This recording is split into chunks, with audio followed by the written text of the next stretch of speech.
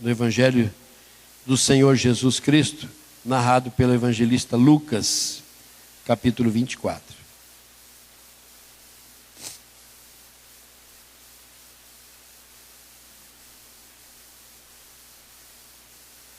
Verso 36 a 43.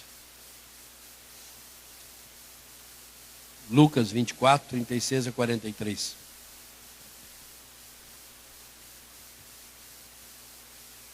Quando você está abrindo a sua Bíblia, alguém nos visitando pela primeira vez, queridos? Tem alguém nos visitando? Se tiver, eu queria que se identificasse, para que a gente possa te conhecer. Todos de casa? Glória a Deus. Então, Lucas 24, 36 a 43.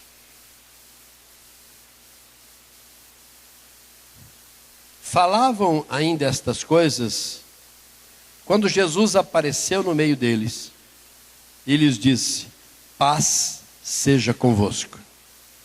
Eles, porém, surpresos e atemorizados, acreditavam estarem vendo um espírito. Mas ele lhes disse: por que estáis perturbados? E por que sobem dúvidas ao vosso coração? Vede as minhas mãos e os meus pés, que sou eu mesmo. Apalpai-me e verificai, porque um espírito não tem carne nem osso, como vedes que eu tenho. Dizendo isso, mostrou-lhe as mãos e os pés. E por não acreditarem eles ainda, por causa da alegria, e estando admirados, Jesus lhes disse: tendes aqui alguma coisa de comer? Então lhes apresentaram um pedaço de peixe assado e um favo de mel, e ele comeu na presença deles. Bota a sua mão direita sobre a sua fronte. Repita assim comigo, diz: Pai, em nome de Jesus, eu afasto da minha mente todo espírito de distração, trago cativo a minha mente, a tua palavra. Quero entender a tua palavra para obedecê-la. Em nome de Jesus. Amém. Amém, amados? Nós vamos falar nesta noite sobre mantendo a paz interior. O diabo descobriu uma forma de manter as pessoas, mesmo crentes, afastadas de Deus, distante de Deus, não muito afeiçoadas a Deus. O diabo, na verdade, quer o seguinte: que você entenda que Deus existe e deixe as coisas acontecer como tem que acontecer. E isso nós vivemos no mundo lá fora. As pessoas com quem vocês trabalham, com quem vocês convivem, as pessoas com quem vocês negociam, a maioria delas não são evangélicas, não crê em Jesus, crê em Deus, mas um Deus que dá tudo, não é? E muitas vezes nós somos afetados por isso. E o diabo quer que a gente entre na deles, que a gente trabalhe ou funcione como eles agem. Isso realmente tem tirado a paz da vida da igreja. Agora, o diabo rouba a nossa paz usando, por exemplo, de situações, pessoas, para nos atingir, nos magoar, nos decepcionar. Nos leva ao estresse, depressão, angústia, pânico. Então o diabo usa um monte de coisa para que nos desvie, né, daquele sentido, daquele objetivo que nós temos, que seria a paz no nosso coração. Agora, nós precisamos encontrar um meio de conservar a paz interior. Como é que eu conservo alguma coisa? Como é que eu conservo alguma coisa? Se eu tenho algo e eu quero conservá-la, eu deixo abandonado, jogado para qualquer lugar? Não. Se alguma coisa conforme o valor, então eu tomo mais cuidado ainda. Vou colocar num lugar, vou colocar numa caixa, vou colocar num lugar arejado, vou estar sempre vistoriando, sempre cuidando, avaliando se não há nenhum problema, Então isso é que nós chamamos de cuidar. E como é que eu cuido da minha paz interior? Agindo da mesma forma. O que eu tenho feito com a paz que Cristo me deu? O que eu tenho feito com aquilo que Deus me deu no dia que eu aceitei Jesus? Que eu experimentei alguma coisa que eu nunca tinha experimentado até então.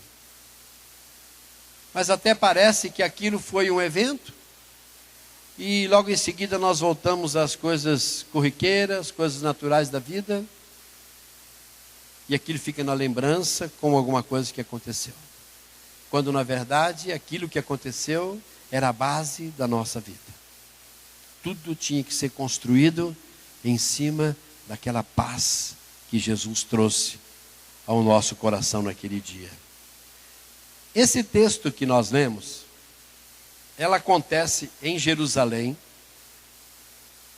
logo depois da ressurreição de Jesus. Um pouco antes de acontecer esse fato, Jesus tinha dois dos seus discípulos que estavam indo embora para casa. E eles moravam numa cidade chamada Emaús, era uma vila ali perto de Jerusalém. E esses dois estavam indo, caminhando, conversando os últimos acontecimentos, e a palavra de Deus diz que Jesus se colocou ao lado deles e entabulou uma conversa, quer dizer, entrou na conversa deles. E aí eles foram explicando o que tinha acontecido com o Messias, e Jesus então foi falando dele a respeito para aqueles dois homens, até quando eles assentados à mesa, Jesus partiu o pão. E quando Jesus partiu o pão, a Bíblia diz que os seus olhos se abriram, entendimentos se abriram. E eles entenderam que aquela pessoa era Jesus. E a palavra de Deus diz que Jesus desapareceu da frente deles. E eles então se levantam e tomam a decisão: precisamos voltar para Jerusalém. E eles então voltam para Jerusalém. E lá em Jerusalém eles encontram os discípulos reunidos. E aí, quando os discípulos estavam reunidos, esses dois juntos, a palavra de Deus diz que Jesus aparece no meio. Então Jesus apareceu no meio deles e trouxe essa saudação: paz seja convosco. E é interessante essa expressão bíblica. Por quê? Porque Jesus poderia simplesmente chegar e dizer: oi, olá, como vão, irmãos? Poderia usar qualquer outra expressão. Mas não, naquele momento era um momento difícil para os discípulos. Eles estavam desorientados. Jesus, num período muito curto, ele acabou sendo preso, sendo julgado, e ele acabou sendo espancado, e logo em seguida ele foi morto na cruz, foi sepultado, e os discípulos constataram que ele havia ressuscitado. Então foi muito rápido tudo o que aconteceu. E os discípulos simplesmente estavam assim, de boca aberta, não sabiam o que fazer. Então o que eles precisavam? Eles precisavam de paz. E ele diz o seguinte: olha, paz seja convosco. Quem é o príncipe da paz? Jesus. Então ele estava dizendo: olha, eu, a paz, estou com vocês. Era uma expressão assim: aquiete, calma, sossegue, não desespere, aguardem, pense comigo. Então essa expressão, paz seja convosco, era algo que Jesus estava trazendo num momento difícil. Tanto era difícil, que eles, ao invés de se alegrarem, começar a pular, saltar, gritar, como nós fizemos agora há pouco aqui, a palavra de Deus diz que eles ficaram surpresos, ficaram com medo, e eles acreditavam que era apenas um espírito. Jesus precisou novamente intervir para acalmar. E ele disse assim: por que estão perturbados? Por que dúvida acontece no vosso coração? E é interessante isso, queridos, porque nós vivemos em situação idêntica hoje. Nós somos cercados por muitas coisas. Coisas que acontecem na família, coisas que acontecem no trabalho, coisas que acontecem no relacionamento familiar, coisas que acontecem na igreja. Em todos os lugares nós somos afetados por situações que acontecem. E eu pergunto, essas situações Elas nos dão paz ou nos tiram a paz? Tiram a paz. Elas nos tiram a paz. E aí o que acontece? Nós não temos vontade de orar, nós perdemos a vontade da comunhão com Deus, nós abandonamos a leitura da Bíblia, até o momento em que a gente leva um choque, e novamente vem essa expressão, né? Eu estou com vocês. E aí então nós acordamos e pedimos perdão para Deus, e começamos a nossa vida de novo. Mas eu pergunto, amados, quantas vezes nós vemos pessoas que um dia estava pulando e de repente existe uma apatia, e você pergunta, o que está acontecendo? Não sei. Não sei o que está acontecendo. Mas houve algum problema? Não houve nada, mas não sei. Estou desanimado. É falta de paz.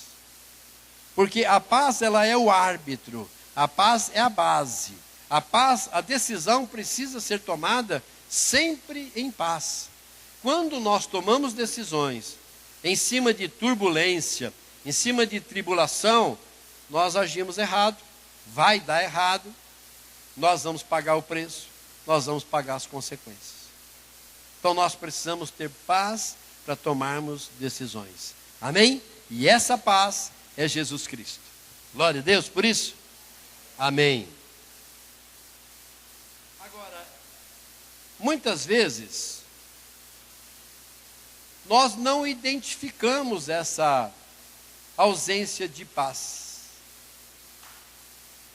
Nós não temos paz, nós ficamos agitados, ficamos inquietos, só que nós não conseguimos detectar, ou não conseguimos entender, perceber, que aquela situação que nós estamos vivendo é porque no momento nós perdemos a paz. E o que nos tirou a paz? Para cada um de nós,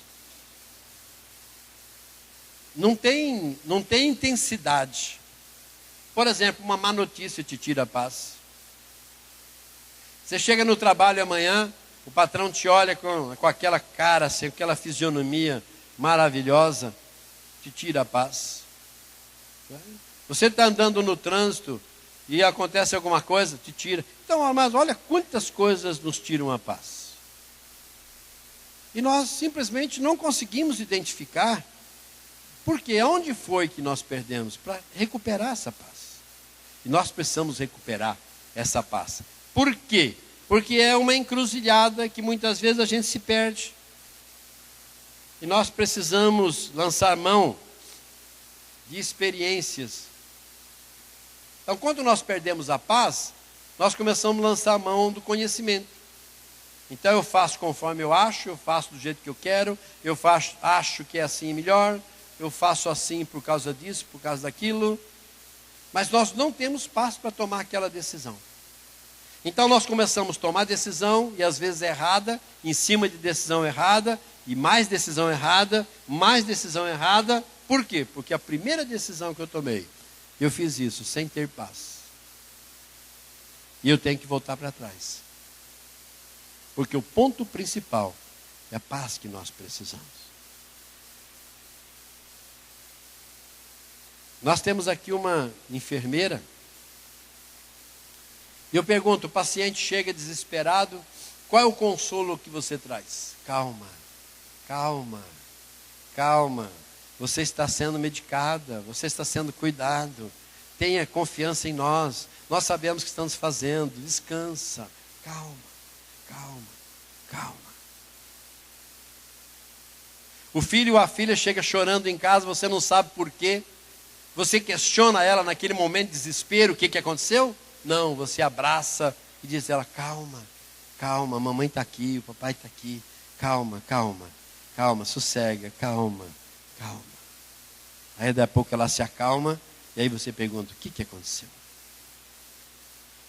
Então nós percebemos, queridos, que a maioria dos nossos problemas e dificuldades, elas começam num campo tão simples. Porque o dia que eu e você, nós tomamos uma decisão por Jesus, nós recebemos a paz. Amém? Então, quando você disse sim, eu recebo Jesus como único Senhor e Salvador, a partir daquele momento, o Espírito Santo de Deus entrou no teu coração e você recebeu a paz. Essa paz não sai mais. Você pode se apartar dela, mas ela sempre está disponível a você. É só você voltar atrás, reconhecer o erro e receber essa paz e manter essa paz. Amém? Então, juntamente com essa paz, justamente porque essa paz interior não depende de nós conhecermos ou não o que nós estamos vivendo, porque é comum também nós acordarmos, por exemplo, né? Minha mãe sempre dizia, ele acordou com a pá virada. Eu não sei o que isso traduzia, mas eu creio que muitos de vocês também já ouviram essa expressão. O que uma pá virada tem a ver com o nosso sentimento, com a nossa atitude. Mas a gente entendia que pá virada é o seguinte, ele está do avesso. Ele não está no normal. Né?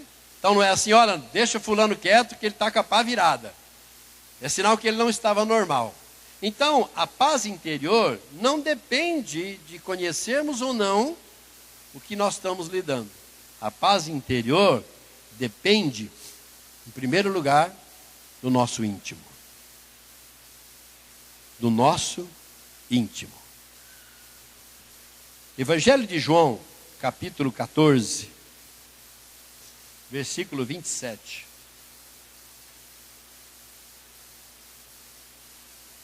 Jesus está conversando com os discípulos e ele está preparando os discípulos para a sua morte e ressurreição. E ele disse aos discípulos, olha, se eu não for para junto do Pai, o Espírito Santo não virá. Agora, quando o Espírito Santo de Deus vir, ele vai esclarecer a vocês todas as dúvidas que vocês tiverem. Ele vai ensinar vocês tudo o que vocês precisam aprender. Agora, para os discípulos, que até então não tinham experimentado a presença do Espírito Santo constante, definitivo na vida deles ainda, porque eles ainda não tinham passado pelo Pentecostes, então o Espírito Santo era alguma coisa que vinha à medida de que precisava acontecer em vida de algumas pessoas, em especial dos profetas. Então Jesus falando isso para eles, vocês imaginam o que passou no coração dos discípulos. Então de repente Jesus percebendo que eles estavam meio aflitos, Jesus disse assim no verso 27 do capítulo 14 do Evangelho de João. Deixo-vos a paz, a minha paz vos dou. Não vou-la dou como o mundo dá. Então Jesus estava dizendo o seguinte, vocês vão passar tribulação séria a partir do momento em que eu for para o Pai. Vocês vão passar perseguição terrível, vocês serão perseguidos, não serão aceitos, serão rechaçados, as pessoas não vão acreditar em vocês, vocês vão viver uma batalha. Para que isso pudesse compensar, Jesus estava dizendo, deixo-vos a paz, a minha paz. Então Jesus está dizendo, olha, eu estarei convosco sempre. Amém, irmãos? Então esse consolo servia para o momento dos discípulos. E olha bem, não turbe o vosso coração, nem se atemorize. Agora, como é que eu posso, sabendo que vou passar por uma dificuldade, ou sabendo que eu estou prestes a passar por uma luta, por uma batalha, como é que eu não vou ter temor, não vou ter medo, não vou ter ansiedade, não vou ter preocupação? Como que eu posso lidar com isso? Jesus, sabendo disso, no versículo 28, 27, ele vem imediatamente e ele diz assim, olha, eu vou, mas volto. Quantas vezes lendo esse texto eu não entendia, por que ele diz eu vou e volto? Está certo que ele diz eu vou, depois eu volto buscar a sua igreja. Um outro texto ele diz, por pouco tempo tendes comigo, né? Vós me tendes. Depois, por um pouco tempo, vocês não me terão. E depois, por um longo tempo, vocês terão de novo. Quer dizer, Jesus está dizendo, eu vou para o Pai por um tempo, depois eu volto para buscar vocês e nós vamos viver eternamente juntos. Mas ele estava dizendo aqui, olha, eu vou e volto. Por quê? Para que não acontecesse no coração dos discípulos aquela ideia da ausência. Aquela ideia do problema sem saber como solucionar. É a mesma situação do telefone da tua casa tocar às 4 horas da madrugada. 4 horas da manhã, teu telefone da tua casa toca. Você acorda a tua esposa e diz, bem, estão nos convidando para uma pizza. Vamos lá, bem. Vamos atender esse telefone que provavelmente alguém encomendou uma pizza e me entregaram 2 e eles estão querendo alguém. É isso, amados? Não, a primeira preocupação é assim, meu Deus, quem será? O que será? E enquanto nós não atendemos o telefone, nós só vamos ver aumentar a nossa preocupação, a nossa ansiedade.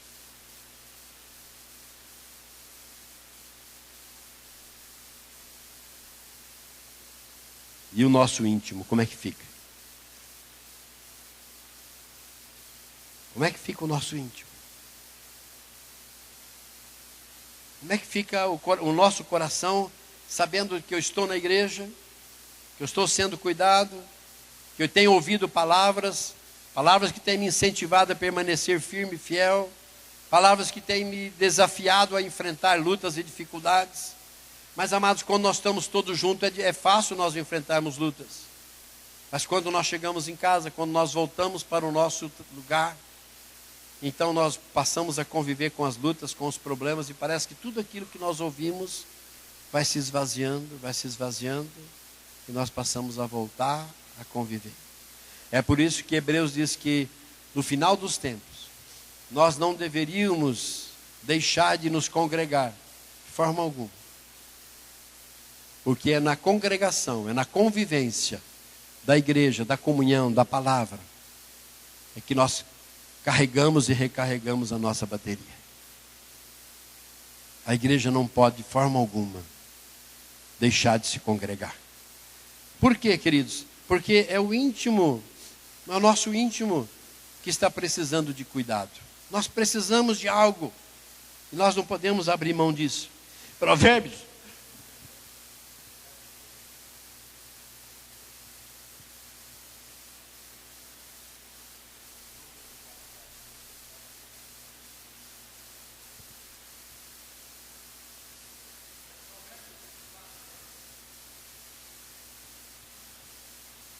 Se te mostra fraco no dia da angústia, da provação, do problema, da dificuldade, pequena é a tua fé. Então, aonde acontece isso? A palavra de Deus diz que quando eu sou fraco é que eu sou forte. Então, para que eu seja forte, eu preciso da paz. O que vai me fortalecer é a paz de Cristo. Tem situações, por exemplo, que o que ajuda um pouco é um abraço, é uma palavra, é um aperto de mão, é uma demonstração de afeto, uma demonstração de carinho. Mas, queridos, eu pergunto, se a paz de Jesus não estiver no nosso íntimo, nós não vamos suportar.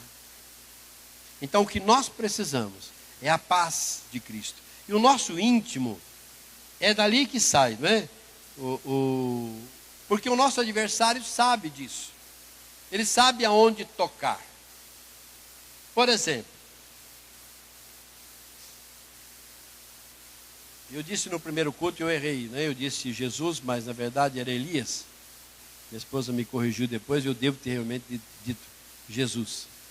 Mas o profeta Elias estava chegando e ele encontrou um funeral. E ali então aquela mãe estava sepultando o seu único filho. E Jesus para diante dela e diz assim para ela, tudo bem? O que ela responde? Tudo bem. Ela está sepultando o filho dela. E o profeta olha para o íntimo dela e diz, o que é que tem no teu íntimo? Ela diz, paz. Então eu não preciso avaliar a extensão do problema para saber se vai ter paz ou não vai. A paz, querido, ela é suficiente e maior do que toda a quantidade de problema e dificuldade que possa acontecer. É no íntimo. É o nosso íntimo realmente que mostra aquilo que nós precisamos. É do íntimo que nasce as dúvidas. É do nosso íntimo que nasce, por exemplo, a murmuração. É do nosso íntimo que nasce a incredulidade. Então o nosso íntimo, ele é muito precioso. E eu preciso cuidar como uma pérola. Eu preciso cuidar desse íntimo como algo mais precioso que eu tenho. Quando Jesus estava numa casa, e de repente entrou ali uma mulher, Maria Madalena, e ela vem trazendo um vaso precioso, um vaso de alabastro, e ela quebra esse vaso de alabastro, e todo o perfume que tinha nesse vaso, ela joga aos pés de Jesus, lava os pés de Jesus com esse perfume, e depois ela começa a enxugar os pés de Jesus com os seus cabelos. Todos os discípulos estavam ao seu redor. E todos eles estavam vendo o que estava acontecendo. Um dos discípulos disse assim: que desperdício. Se vendessem esse perfume e esse vaso, o dinheiro angariado poderia matar a fome de muita gente. Quem disse isso? Quem disse? Judas Iscariotes. Passado algum tempo, eu não me lembro, não sei quanto tempo, Jesus está sentado com os seus discípulos à mesa para a última ceia, para a última Páscoa e a primeira ceia. E Jesus disse assim: um de vós me trairá. Pedro se levantou, dizendo: acaso sou eu, Senhor? Então ele já foi descartado. E de repente Judas disse assim para o Senhor: sou eu? Jesus olha para ele e diz: não, olha, aquele que molhar o pão comigo, né, no meu copo, né, na minha vasilha, esse é aquele que vai me trair. Então aí Judas disse: sou eu. Jesus olha para ele e diz, em outras palavras, né, entendendo, aquilo que está no teu íntimo. E o que é que estava no íntimo de Judas? Alguém tinha percebido isso antes? Os discípulos fizeram distinção com Judas a partir daquele momento em que ele deu aquele, né, quando aquela mulher estava lavando os pés de Jesus? Alguém fez alguma distinção? Nada, mas tudo ocorreu normalmente. Mas agora, Jesus olha para ele e diz: Judas, o que você tem no teu íntimo, vai e faz depressa. Judas se levantou, procurou os sacerdotes, fez um acordo e entregou Jesus. Havia algo no íntimo de Judas. Então nós precisamos tomar cuidado em relação ao nosso íntimo. Porque a maioria das vezes, amados, nem nós nos conhecemos.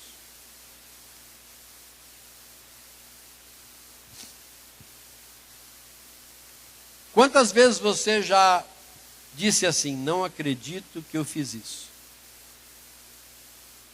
Não acredito que eu fiz isso. Quantas vezes você já se envergonhou de ter feito alguma coisa? Eu já, e muitas vezes. Quantas vezes você olhou no espelho e disse assim: será que eu te conheço? Será que no teu íntimo você é o que você está aparecendo no espelho?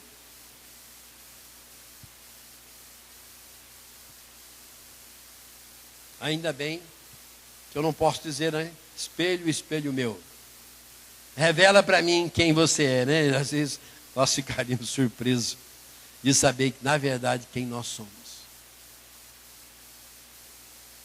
Tudo da onde, queridos? No nosso íntimo. O nosso íntimo precisa ser trabalhado. João 16:33. Jesus disse simplesmente, porque essa expressão de João 16:33, ela é alguma coisa que eu preciso guardar. Sabe por quê? Porque às vezes nós estamos passando por lutas, problemas e dificuldades. E onde é que nós buscamos resposta? Não é na Bíblia? Nós começamos a ler a Bíblia procurando resposta para o nosso problema. Nós começamos a orar para que Deus revela o que Ele quer e o que eu faço naquela situação. E muitas vezes nós não conseguimos resposta. Por que nós não conseguimos resposta? Porque essas estratégias que nós queremos colocar em prática é diante de uma situação. E na verdade, não é através da situação. Quando eu estou buscando a palavra vai falar com o meu íntimo.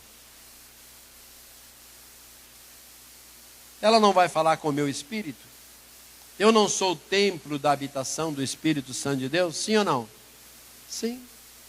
Não é o Espírito Santo de Deus que vai me esclarecer a respeito de todas as coisas? Sim ou não? Então, quando eu busco orientação de Deus, Ele fala com o meu espírito. E o meu espírito está lá no meu íntimo. Então, às vezes, eu não encontro resposta, porque Deus está falando com o meu íntimo e eu quero prática. Eu quero prática. Por exemplo,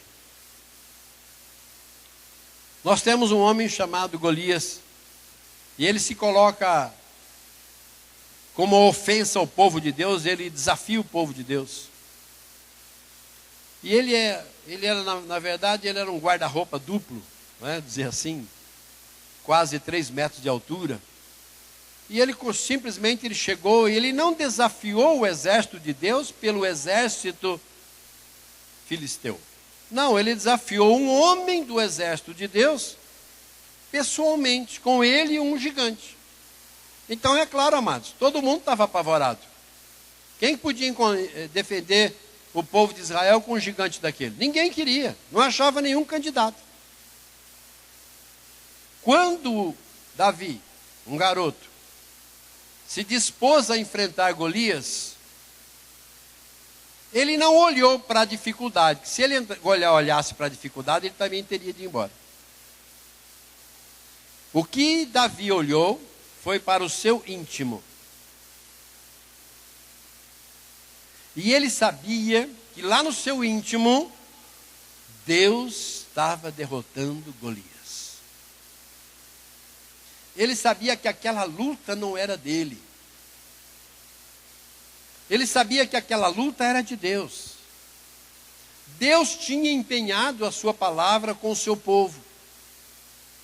Precisava que um homem se dispusesse a fazer aquilo que Deus precisava para derrotar Golias. Então ele toma a decisão e ele vai. Quando ele chega diante de Golias, ele está simplesmente armado com uma funda. Vamos dizer assim, poder entender melhor, um estilingue. Pedra e uma funda. Contra um gigante. Ele também ouve os desafios, desacatos daquele gigante.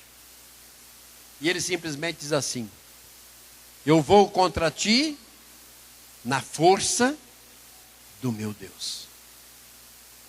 Da onde Davi tirou aquilo? Do seu íntimo. Porque se ele tirasse das circunstâncias, ele estava dizendo a Golias: se aguarda um pouco, enquanto eu dou no pé.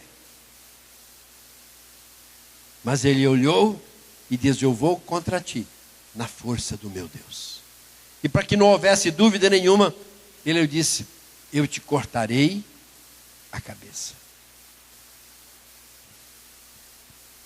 Então, o meu íntimo, ele é o foro de tudo, é tudo aquilo que passa. Mas nós não sabemos o que passa no coração, aliás, no íntimo de um do outro. Muitas vezes nem o pai sabe no coração do filho, no íntimo do filho, o esposo no íntimo da esposa. Muitas vezes nós não sabemos o que passa no nosso íntimo. Mas, queridos, uma coisa nós temos que ter certeza. O nosso íntimo, ele foi banhado pela paz de Cristo. Ele foi purificado pela paz de Cristo. E nessa paz, nós somos mais que vitoriosos. Amém? Glória a Deus. Em segundo lugar, então, o primeiro lugar dessa paz depende do meu íntimo. E em segundo lugar, essa paz depende de como resolvemos os nossos problemas íntimos. Ai, pastor, mas nós temos problemas íntimos? Né? Poderia dizer assim, vixe. Tem alguém aqui que não tem nenhum problema íntimo? Se nós dissermos que não temos, né, nenhum pecado, fazemos de Deus um mentiroso, né? Então eu pergunto, queridos, nós, como é que nós estamos com os nossos problemas? Eu disse agora há pouco aqui a respeito de Judas. Judas tinha um problema íntimo? Tinha. Mas ele não foi chamado um discípulo? Foi. Você não foi chamado um filho de Deus? Foi. Você não recebeu o Espírito Santo? Recebeu. Você não foi batizado no Espírito Santo? Foi. E você tem problema íntimo? Tem. Todos nós temos problemas íntimos. Uns afloram mais fácil, outros são mais disfarçados. Muitos deles nós convivemos e morremos com eles. Mas eu pergunto, queridos, não são esses problemas que nos afastam da comunhão? Quando nós chegamos diante de Deus e fugimos do confronto com Deus. Quando nós puxamos a cadeira e vamos começar a conversar com Deus. E nós queremos conversar um assunto e Deus fala assim, vamos começar aquele outro primeiro. Não, Senhor, aquele não, eu estou com pressa. Eu quero resolver isso, dá para a gente conversar isso? Deus fala, eu não posso conversar isso. Preciso conversar aquele outro. Eu não queria mexer naquele assunto agora, Senhor. Ele disse, não, sem conversar com aquele, não tem conversa nesse.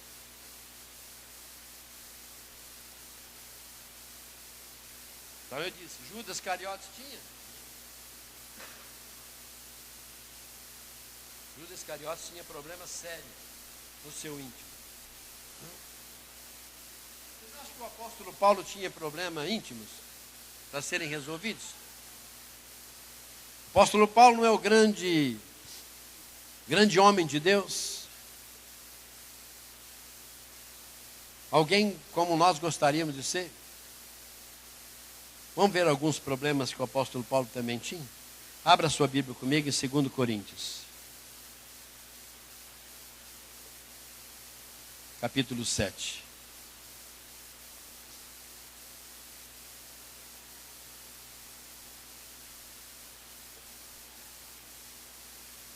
Versículo 5.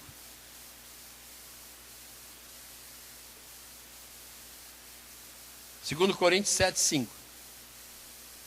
Porque chegando nós à Macedônia, nenhum alívio tivemos.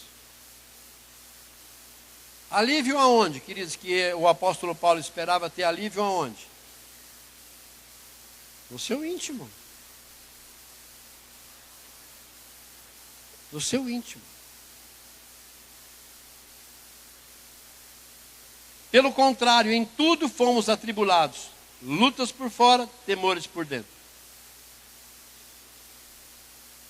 Porém, Deus que conforta os abatidos, nos consolou com a chegada de Tito. Então, Paulo chegou em Macedônia, e ele foi em busca de Tito, né, que era o seu escudeiro, seu homem forte, um confidente, um companheiro leal, a quem ele podia abrir o coração e ouvir.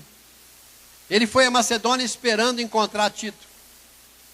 E ele chegou e disse: olha, o meu coração ficou desassossegado enquanto Tito não chegou. Agora, volta um pouquinho aí. No capítulo 2 ainda de 2 Coríntios. Versículo 13.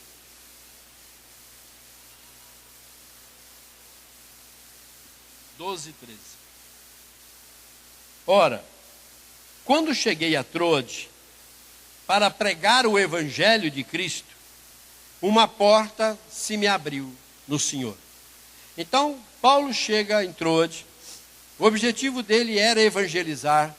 Ele encontrou uma porta aberta para fazer a obra de Deus, mas no versículo 13, ele diz o seguinte: ele abriu o coração e mostrou tudo aquilo que passava no seu íntimo. Não tive, contudo, tranquilidade no meu espírito, porque não encontrei o meu irmão Tito. Então aqui ele está dizendo: olha, eu cheguei em Troade, as portas se abriram, tinha tudo para evoluir, crescer, só que é o seguinte, não tive paz. Tito não estava lá. Paulo poderia ter esperado, ter administrado, amados, mas era muito grande. E ele conclui o versículo dizendo assim: olha, por isso, despedindo-me dele, parti para Macedônia. Talvez seja essa a expressão. Eu posso talvez estar lendo o versículo normalmente, quando chega nesse pedacinho, como se o apóstolo Paulo estivesse dizendo assim: fui. Né? Olha por quê. E despedindo-me deles, parti para Macedônia. E aqui, quando eu li lá em 2 Coríntios 7, 5, é quando ele chega a Macedônia. Ele chega a Macedônia com a mesma ansiedade, ele chega a Macedônia com o mesmo problema, e só foi solucionado quando Tito chegou. O que tinha de especial na vida desse homem? Era alguém que trazia paz ao coração de Paulo. Alguém aqui na escola já teve um entreveiro lá, né? Isso acontece com todo mundo. Eu pergunto, a primeira coisa que você quer fazer é chegar onde? Quando você sai da escola e teve um probleminha na escola, onde é que você quer chegar? Rapidinho. Em casa. Enquanto você não chega em casa, há um desconsolo, há um desassossego. Mas a partir do momento que você entra em casa, está lá a mãe, ela diz: oi filha, o que foi?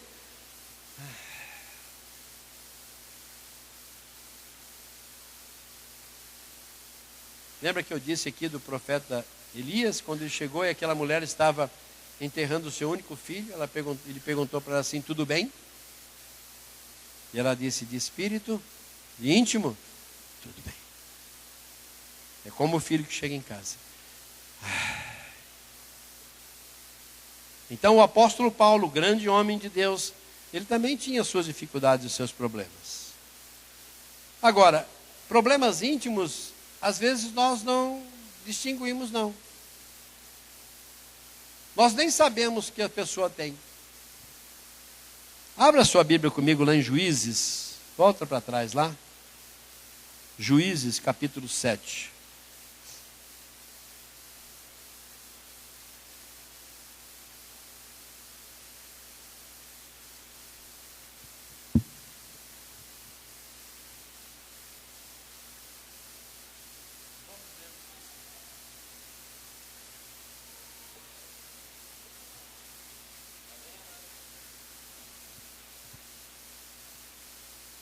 Gideão teve um chamado de Deus, ainda jovem, para que ele fosse o libertador do povo de Deus da escravidão dos filisteus. Os filisteus eram um exército muito forte, poderosamente equipado, e ele se achava indigno.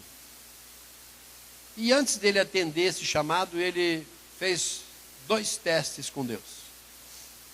Primeiro ele disse o seguinte: eu vou colocar lá fora, Senhor, um pedaço de lã de carneiro. E amanhã de manhã, quando eu acordar, se a lã estiver seca e a terra em volta estiver molhada, eu entendo que o chamado é do Senhor. Ele dormiu, acordou de manhã, ele vai lá fora e a lã está seca e a terra está molhada. E ele disse: Senhor, me perdoe, mas eu quero fazer um novo teste. Eu vou voltar com a lã essa noite. Eu quero que agora ela se encharque e a terra em volta fique seca. Ele acorda na madrugada e ele corre lá fora. A lã está encharcada e a terra está seca. Ele diz: Senhor, é o Senhor quem realmente me chamou. E ele então reúne todo o povo e ele consegue um exército de 32 mil homens para lutar contra o poderoso exército dos filisteus. E quando eles estão caminhando, e aí, quem sabe, meio caminho, ou quase já chegando no campo de batalha, Deus disse para ele assim: Gideão, é muita gente. É muita gente pelo seguinte: se com 32 mil homens você vencer a batalha, todos vão dizer que eles venceram e não eu venci a batalha. Então faz o seguinte: diga para que aquele que estiver com medo pode voltar para casa. Acho que talvez ali uns 2 ou 3 voltaram, não é? 32 mil homens. Quantos voltaram? 22 mil voltaram.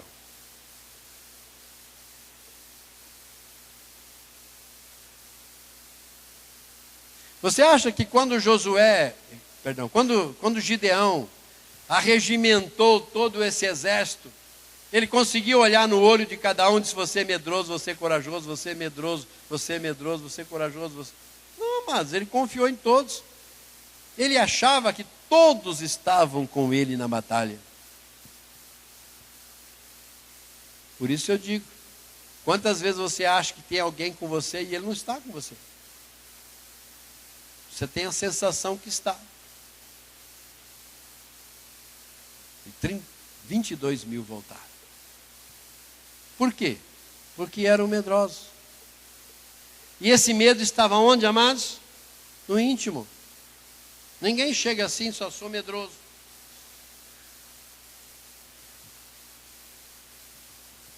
Então a paz interior depende do nosso íntimo, de como resolvemos nossos problemas íntimos. Em terceiro lugar, da nossa atitude do nosso íntimo. Lembra que eu disse lá no Evangelho de João, capítulo 14, versículo 27? Quando Jesus disse essas palavras, 14, 27. Deixo-vos a paz, a minha paz vos dou, não dou como o mundo dá. Quer dizer, ele está dizendo: a minha paz não é a paz do mundo. O mundo não terá paz. O que mais se apregoa hoje no mundo é paz, paz, paz. É paz no campo de futebol, é paz na escola, é paz não sei aonde, é paz. E você percebe que as coisas, quanto mais se apregoa a paz, mais lutas, mais dificuldades estão acontecendo. O mundo não tem paz. Se a paz é Jesus, o mundo sem Jesus não tem paz. Amém? Então Jesus estava dizendo: olha, a paz que eu dou é uma paz que vocês vão enfrentar. É uma paz que vocês vão precisar. É uma paz que vocês terão de conviver com ela. Aprender a conviver com ela. Aprender a administrar a tua vida de acordo com a paz de Cristo no teu coração. Quantas vezes nós batemos no peito e dizemos: eu consegui, eu fiz isso, eu causei aquilo. Se nós não direcionarmos o nosso íntimo, nós vamos tomar a decisão errada. Se nós partirmos de princípios errados no nosso íntimo, nós vamos fazer coisa errada. Eu preciso colocar em ordem o meu íntimo.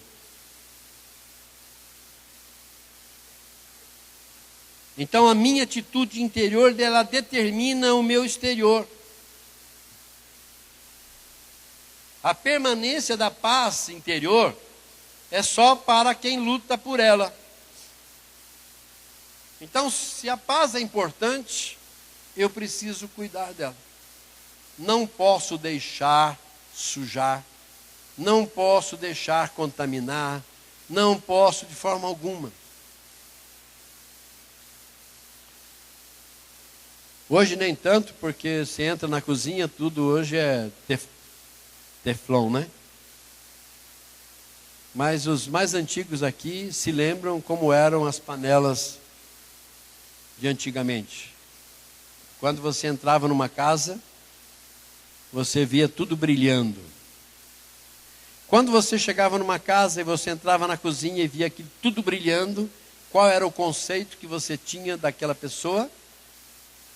Uma pessoa limpa. Queridos, o que nós precisamos é disso. Alumínio brilhando. Interior brilhando. As pessoas precisam olhar para nós e enxergar que nós somos pessoas de coração limpo, de íntimo limpo, de ideias limpas, de intenções limpas. Nós só vamos conseguir conquistar as pessoas quando elas olharem para nós e conseguirem enxergar isso. Sem malícia, sem nada. Esse é o grande desafio que a igreja está enfrentando nos últimos dias.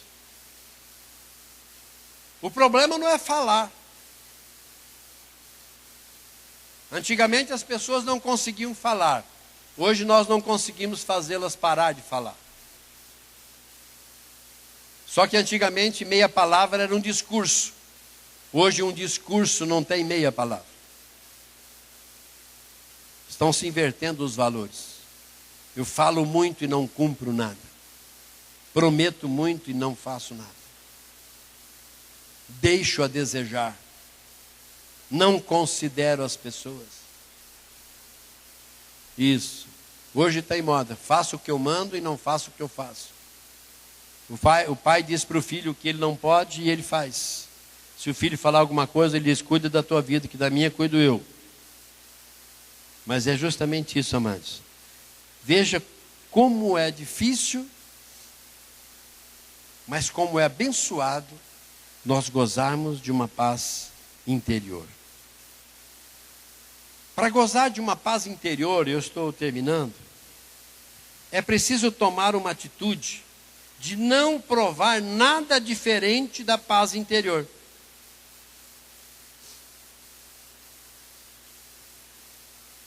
Então, se eu quero conservar a minha paz brilhando, minha paz digna da presença de Deus, que possa brotar coisas boas, eu não posso ficar experimentando coisas ruins. Eu não posso viver no mundo tentando manter uma aparência de que existe paz interior. Não adianta eu viver em pecado e tentar mostrar que existe uma paz interior. Por quê? Porque vai chegar um momento que essa paz precisa acontecer. Sempre que eu vou fazer exame de sangue, eu sempre brinco, né? Porque é comum as pessoas perguntam assim: que braço? Eu respondo assim: você quer sangue azul ou vermelho? Né? Então é um tipo de brincadeira. Mas olha bem, por que sangue azul? Existiu sangue azul, por acaso? Da onde saiu essa ideia de sangue azul? Eu creio que são lá a ideia dos medievais. E eles traziam a ideia seguinte, que são pessoas superiores, são pessoas mais importantes, são pessoas mais distintas, então é muita qualificação. Mas na verdade, quando nós abrimos a ver, sangue é tudo vermelho. Então não adianta nós querermos ostentar alguma coisa que nós não somos. Eu posso enganar um monte de gente, mas eu não engano o Senhor. E no momento em que eu estiver frente a frente com o Senhor, e eu quero conversar determinado assunto, o Senhor diz: vamos resolver aquele primeiro. Mas eu não quero aquele. Ele disse: eu não tenho conversa com você enquanto não resolver aquele. Acabou. E o Senhor está dizendo: se eu voltar antes, você fica. Você não quer resolver? Não, então fica. Então é importante isso. Eu não me envolver de forma alguma que possa contaminar aquilo que eu adquiri, aquilo que Deus me trouxe. Estou em paz em relação a uma situação. Então eu não devo ficar cutucando aquela situação. Aconteceu um probleminha, mas eu não tive culpa. Eu estou em paz. Aí de repente você encontra um colega, uma colega, e escuta, você sabe alguma coisa? Mas se você está em paz, por que você tem que saber? Concordam comigo, queridos? Se está em paz, está em paz. Eu não fiz nada, eu não fui culpado, mas vai, né? Que a pessoa acha. Então tem. Esse negócio de achar, porque se vai achar, se procurar, acha. Mas é a ideia que nós proclamamos. Nós somos intocáveis até a hora que o Senhor olha para nós e diz: você é um monte, de sujeira. Precisa ser restaurados. Filipenses 4:6 diz assim: não andeis inquietos por coisa alguma. No versículo 7 ele diz: porque a minha paz guarda o teu coração. Não fique inquieto. A paz guarda o teu coração. Só que essa paz precisa ser cultivada. E eu quero concluir contando a experiência de Josué. Josué foi um homem de confiança de Moisés. Pelos problemas que nós já sabemos, Moisés foi descartado de entrar na terra prometida e Deus então chama Josué para essa incumbência. Abra comigo lá a sua Bíblia em Josué. Capítulo 1.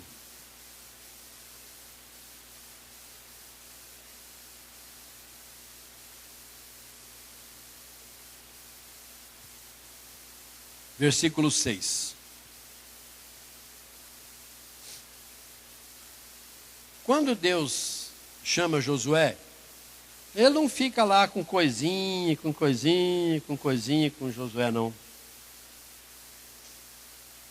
Ele chega para Josué e disse assim para Josué: sê forte e corajoso, porque tu farás herdar esse povo herdar a terra que sob juramento prometi dar a seus pais. Mas no versículo 7, imediatamente ele volta a reafirmar: tão somente ser forte e muito corajoso. No versículo 8, no versículo 9, ele diz assim: não sou eu que estou te enviando, ser forte e corajoso. Não temas nem te espantes, porque o Senhor teu Deus é contigo por onde quer que andares. Nós encontramos aqui uma repetição para que Josué jamais se esquecesse das dificuldades que Josué enfrentaria quando entrasse na terra prometida. Josué precisaria de muita força e muita coragem. Muita força e muita coragem. Muita força e muita coragem. Porque ele estava dizendo: eu farei. Porque no versículo 6 ele diz assim, porque tu farás esse povo herdar a terra. Quem ia levar esse povo a tomar posse da terra não era Deus mais. Deus está dizendo: eu estou te capacitando para que você tome conta de todo esse povo enquanto eles não herdarem definitivamente a terra de Canaã. Deus está dizendo: eu estou passando para você não a responsabilidade, mas a capacidade. Deus estava dizendo para Josué, Josué, você vai precisar ter um íntimo totalmente dependente de mim. Você vai precisar ter um coração totalmente submisso à minha vontade. Você não vai poder se afastar da minha palavra. Você não vai poder se afastar dos meus conselhos. Você não vai poder se apartar de tudo aquilo que eu tenho te dado como instrução, porque a você cabe a responsabilidade de levar o povo a possuir a terra.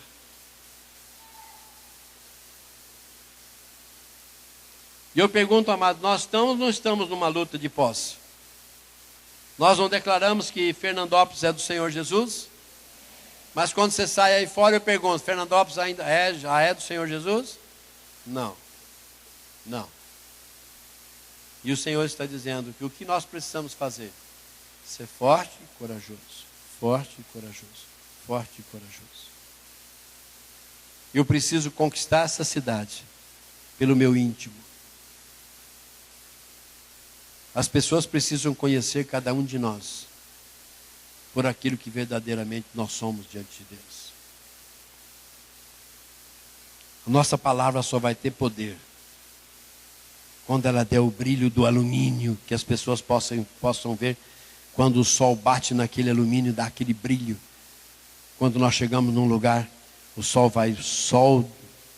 de Deus vai bater em nós e as pessoas vão ver o brilho. Aí nós vamos conquistar.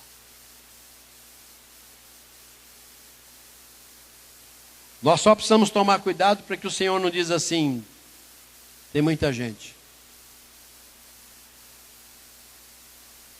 Diga aos medrosos que recuem.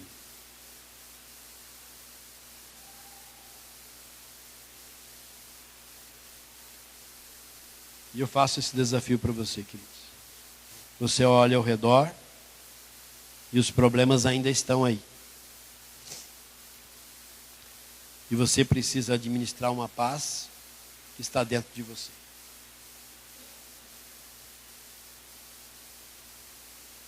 Lá fora, o problema continua.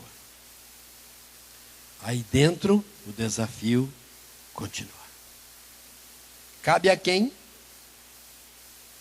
A quem cabe a solução disso? A mim e a você. Somos nós, queridos, que temos que tomar essa decisão. O que Deus tinha que fazer através da nossa vida, Ele já fez. Ele foi na cruz, já morreu por nós, já nos deu uma nova vida, nos capacitou, nos preparou, para que nós vivêssemos de uma forma digna e aprazível na presença do Senhor. Senhor, obrigada por essa noite. Obrigada por estarmos na Tua casa. Obrigada por mais uma vez o Senhor nos dar a chance de ouvirmos a Tua palavra e sermos exortados a ela, para que nós possamos perseverar até o fim, porque só os que perseveram serão salvos. Nós te pedimos agora que o Senhor nos despeça na sua paz, que o Teu amor tão grandioso, Pai, a graça maravilhosa de Jesus Cristo e o consolo do Espírito Santo seja conosco, com os nossos irmãos, aonde eles estiverem no mundo, hoje e para todos sempre, em nome de Jesus. Amém. Dê um abraço no seu irmão. Disseste que nunca me deixaria.